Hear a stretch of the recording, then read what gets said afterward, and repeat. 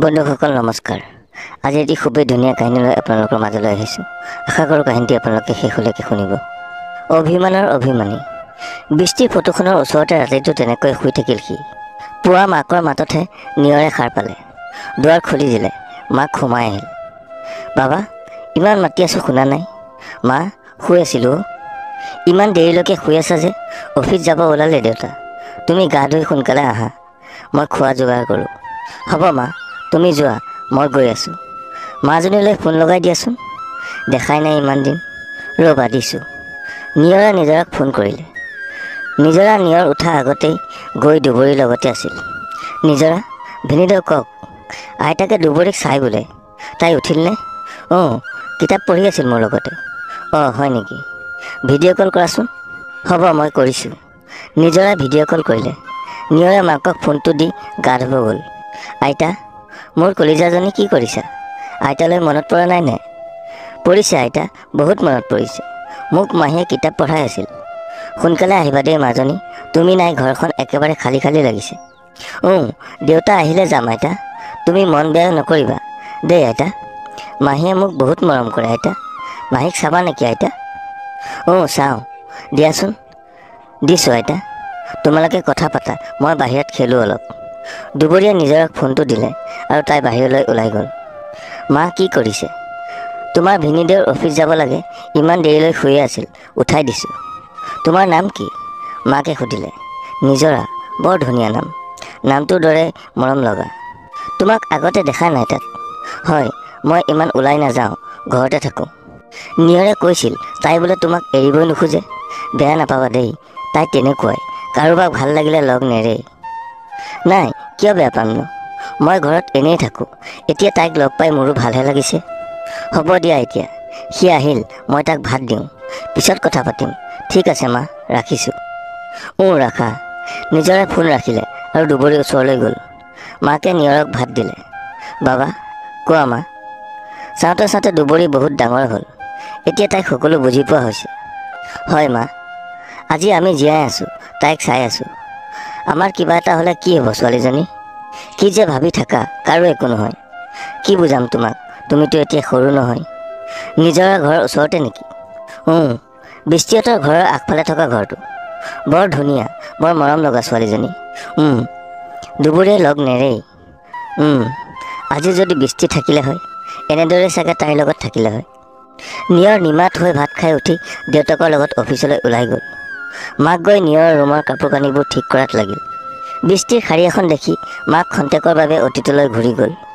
সেইদিনা সেই ক'লা শাৰীখনে নিয়ৰৰ বৃষ্টিক আনি দিছিল। তাই পিন্ধি সৰু ছোৱালীৰ দৰে মাকৰ ওচৰলৈ দৌৰি গৈছিল। মা, কি হ'ল বোৱাৰী? কিমান কম তোমাক, লাহে লাহে আহিবা। এনেকৈ আহিছা যেন পিছত বাঘে খেদাইছে।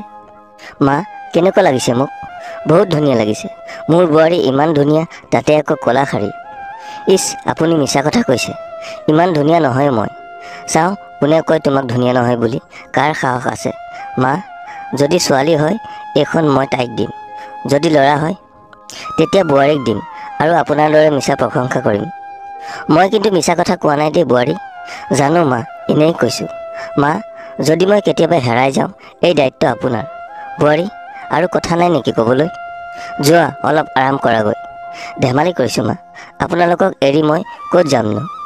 কথাষাৰ কৈ তাই হাঁহি এটা মাৰি মাকৰ ওচৰৰ পৰা আঁতৰি আহিছিল আৰু এতিয়া একেবাৰে আঁতৰি গুচি গ'ল। মাকৰ চকু পানী বৈ আহিল। বৃষ্টিৰ ফটোখনৰ ওচৰলৈ গ'ল। বোৱাৰী, তোমাৰ শাৰীখন মই ধুনীয়াকৈ থৈ দিছোঁ। মাজনী এতিয়া ডাঙৰ হৈ আহিছে। ঘৰত আহিলে তাইক দি দিম।